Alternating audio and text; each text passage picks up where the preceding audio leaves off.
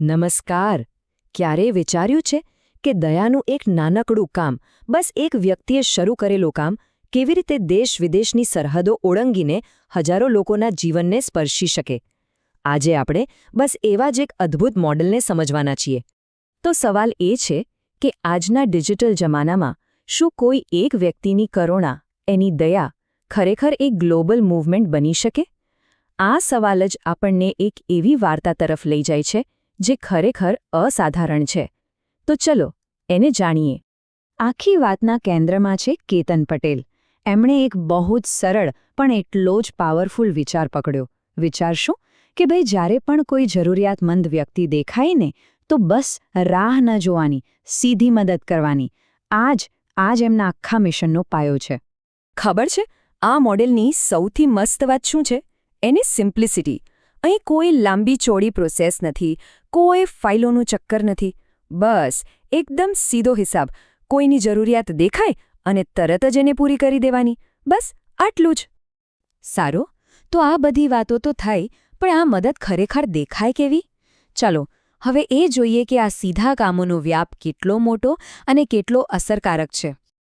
આપણે શરૂઆત કરીએ એક નાની પણ ખૂબ જ મહત્વની વસ્તુથી. વિચાર કરો, 2000 ચમચીઓ, એ પણ 15 અલગ અલગ શાળાઓમાં વહેંચવામાં આવી, જેથી નાના બાળકો ગૌરવ સાથે પોતાનું ભોજન લઈ શકે. વાત નાની લાગે પણ અસર બહુ મોટી છે. અને પછી આ આંકડો જુઓ, 800થી પણ વધારે બાળકો જે પહેલાં ઉઘાડા પગે ફરવા મજબૂર હતા, એમને નવા ચંપલ મળ્યા. એમને એ મજબૂરીમાંથી આઝાદી મળી.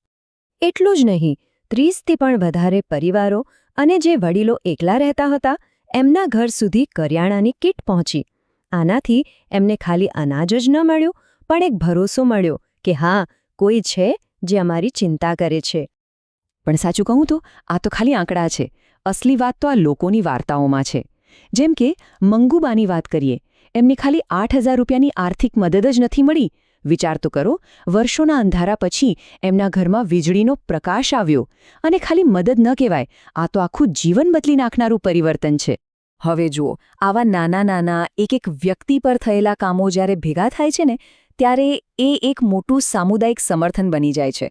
એટલે આ ખાલી કોઈ એક વ્યક્તિને મદદ કરવાની વાત નથી, આ તો આખા સમાજના પાયાને મજબૂત કરવાની કોશિશ છે.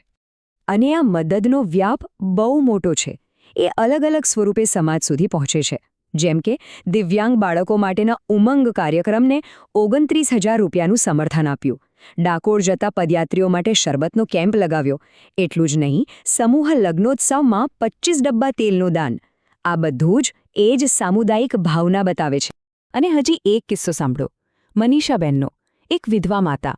એમને જ્યારે સૌથી વધુ જરૂર હતી, ત્યારે તાત્કાલિક 25,000 રૂપિયા અને એમના બાળકો માટે ગરમ કપડાં મળ્યા.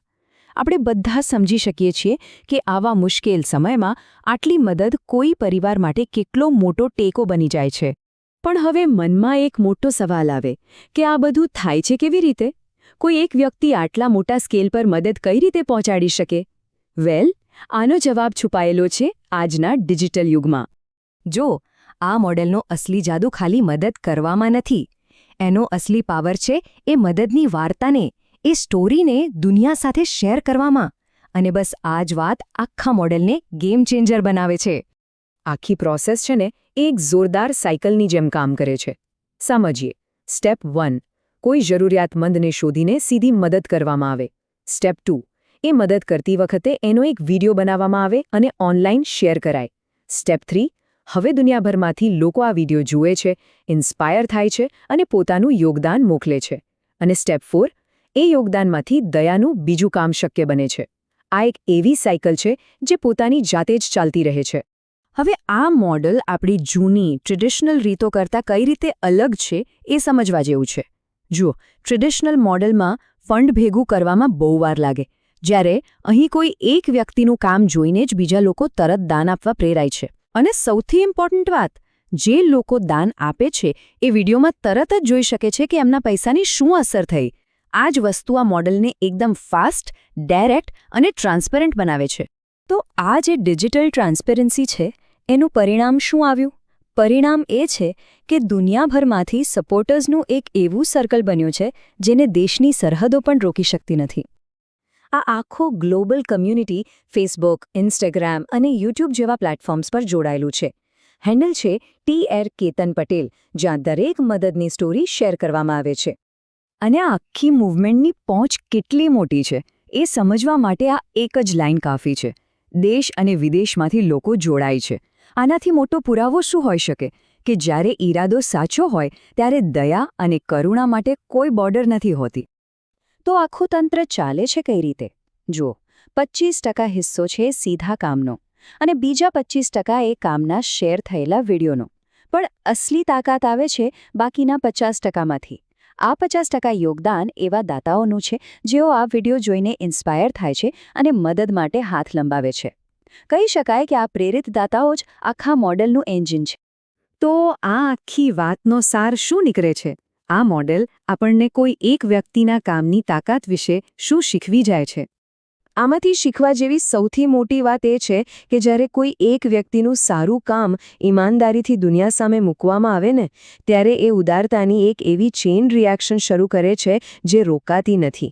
આ મોડેલ એ વાતનો પાક્કો પુરાવો છે કે આજના ડિજિટલ જમાનામાં કોઈ એક વ્યક્તિની કરુણા પણ ખૂબ મોટા સ્કેલ પર ફેલાઈ શકે છે.